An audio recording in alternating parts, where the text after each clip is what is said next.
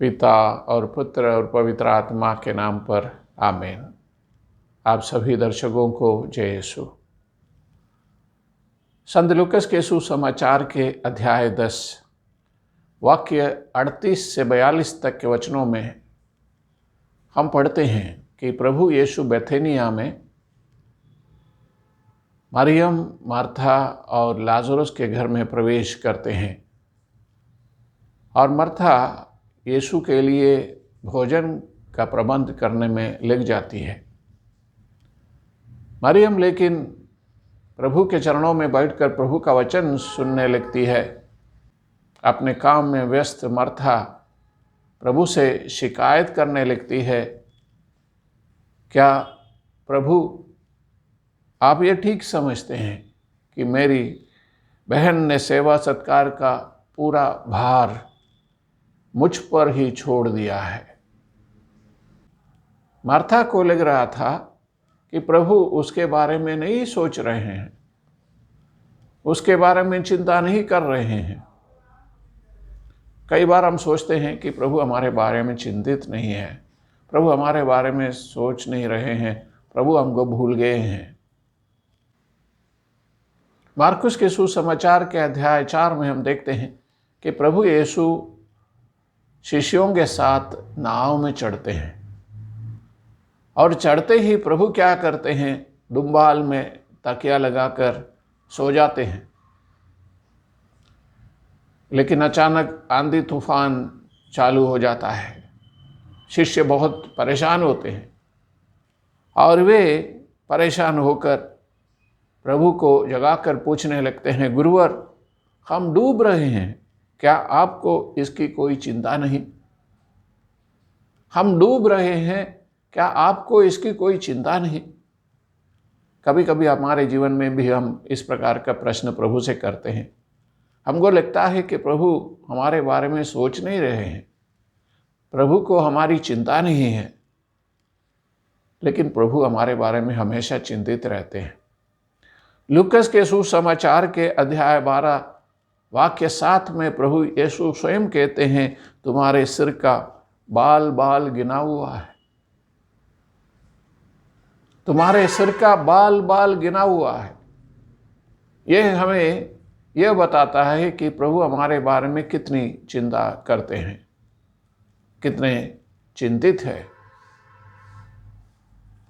प्रभु हमारे बारे में हमेशा सोचते हैं, प्रभु हमारी चिंता करते हैं। स्तोत्र ग्रंथ स्तोत्र 56 वाक्य 8 में स्तोत्रगार इस प्रकार प्रार्थना करते हुए कहने लगता है, तूने मेरे आंसुओं को अपनी कुप्पी में भर दिया है। जब हम आंसू बहाते हैं, कई बार हम दूसरों से छिपाते हैं, लेकिन प्रभु उन आंसुओं को अपनी कुप्पी में भर देते हैं। प्रभु हमारे बारे में चिंतित है। हमें कभी भी ये नहीं सोचना चाहिए प्रभु हमारे बारे में चिंतित नहीं है। दानियल के ग्रंथ में अध्याय 14 में हम देखते हैं कि दानियल को एक सिंहों के खड्ड में डाल दिया गया। उस खड्ड में 7 सिंह थे और 6 दिन तक दानियल वहाँ पड़ा रहा और 6 दिन तक उसको कोई भोजन नहीं दिया गया। प्रभु ईश्वर नबी हबक्कुक को ये बताते हैं कि तुम भोजन लेकर दानियल को नाश्ता कराओ। तुम भोजन देकर बाबुल के सिंहों के गड्ढ में जाओ, वहाँ पर मेरा सेवक दानियल भूखा है, उसको खिलाओ। प्रभु हमारे बारे में चिंतित है। दानियल के ही ग्रंथ में अध्याय 13 में हम देखते हैं कि 2 न्यायाधीशों ने मिलकर, 2 भ्रष्ट न्यायाधीशों ने मिलकर गलत आरोप लगाकर सुसन्ना को मृत्युदंड देना चाहते हैं और सुसन्ना बहुत भयभीत हो जाती है और अपने दुख संकट के समय वह ईश्वर को पुकारती है और ईश्वर उसके आंसुओं को देखकर दानियल नामक एक लड़के को, यानी नबी दानियल को, उनके पास भेजते हैं और दानियल वहाँ आकर सुसन्ना को उन भ्रष्ट न्यायाधीशों से छुड़ाते हैं।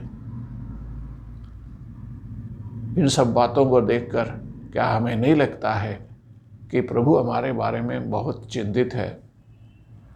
हमारे दिल के धड़कन को प्रभु पहचानते हैं, हमारे आंसुओं को प्रभु देखते हैं। जब हम बंद कमरे में रोते हैं उस समय भी प्रभु सब कुछ जानते हैं। प्रभु हमारे साथ है, प्रभु हमसे कभी दूर नहीं है। संत लूकास के सुसमाचार के अध्याय 24 में हम देखते हैं कि प्रभु के पुनरुत्थान के बाद 2 शिष्य हताश होकर, निराश होकर, भयभीत होकर यरूशलेम छोड़कर एमाउस नामक नगर की ओर चले जाते हैं।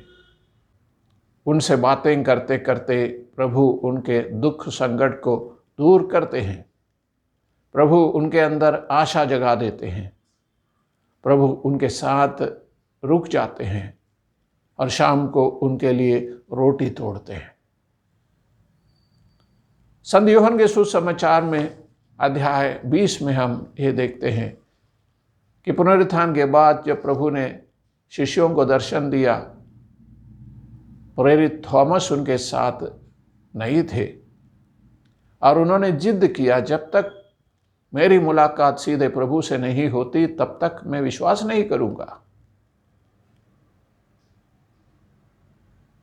इस प्रकार जिद करने वाले थॉमस को समझाने के लिए, थॉमस के अंदर विश्वास जगाने के लिए प्रभु फिर से दर्शन देते।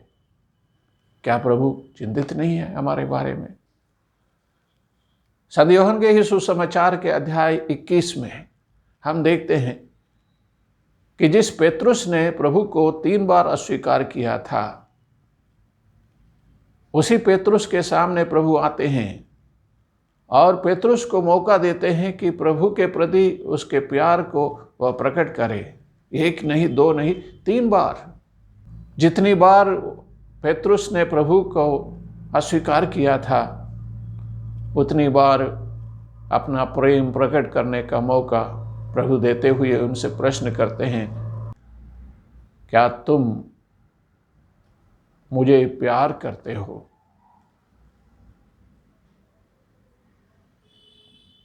इस प्रकार हम देखते हैं कि प्रभु हमसे दूर नहीं है, हमारे साथ है।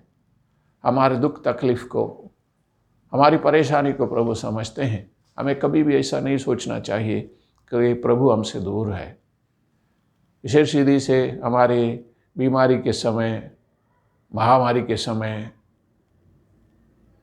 और किसी भी प्रकार के संकट के समय हम सोचने लगते हैं कि प्रभु हमसे दूर है, लेकिन प्रभु हमारे करीब है।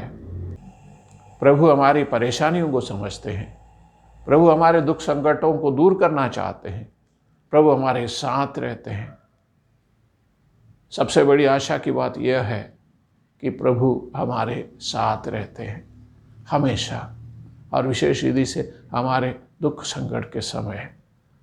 आइए हम उसी प्रभु पर अपना भरोसा रखें और हमेशा उनमें विश्वास करते हुए आगे बढ़े। जय यीशु।